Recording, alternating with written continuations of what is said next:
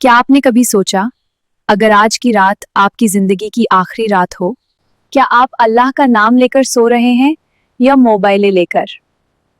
آج سیکھیے 3 ایسی دعائیں جو آپ کی رات کو محفوظ بنا دیں۔ السلام علیکم ورحمۃ اللہ وبرکاتہ۔ پیارے دوستو، آج ہم بات کرنے والے ہیں سونے سے پہلے کی دعاؤں کے بارے میں جو ہماری رات کو محفوظ اور پرسکون بنا دیتی ہیں۔ نیند اللہ کی ایک بہت بڑی نعمت ہے، اور اگر ہم نیند سے پہلے اللہ کا ذکر کر لیں تو پوری رات عبادت میں گزر سکتی ہے۔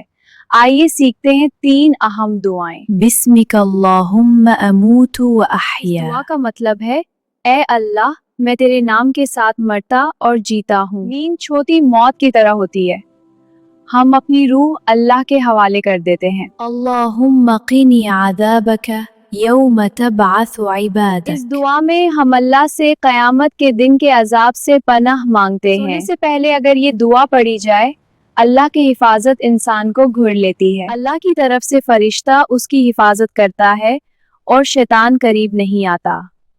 اللہ لا الہ الا هو الحی القیوم لا تأخذه سنة ولا نوم له ما في السماوات وما في الأرض من ذا الذي يشفع عنده إلا بإذنه يعلم ما بين أيديهم وما خلفهم ولا يحيطون بشيء من علمه إلا بما شاء وسع كرسيه السماوات والأرض ولا يؤوده حفظهما وهو العلي العظيم۔ اب آنکھیں بند کر لیجئے اور دل سے ان دعاؤں کو محسوس کیجئے۔ اللہ لا الہ الا هو الحی القیوم اللہ لا الہ الا هو الحی القیوم۔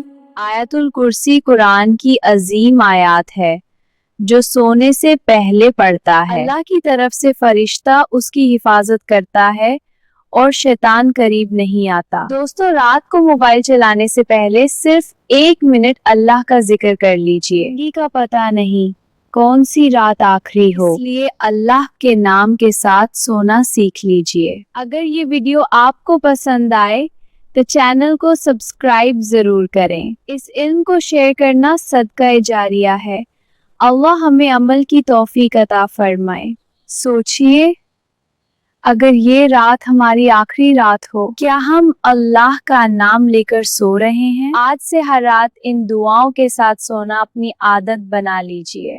اللہ میں عمل کی توفیق دے، آمین۔ السلام علیکم ورحمۃ اللہ وبرکاتہ۔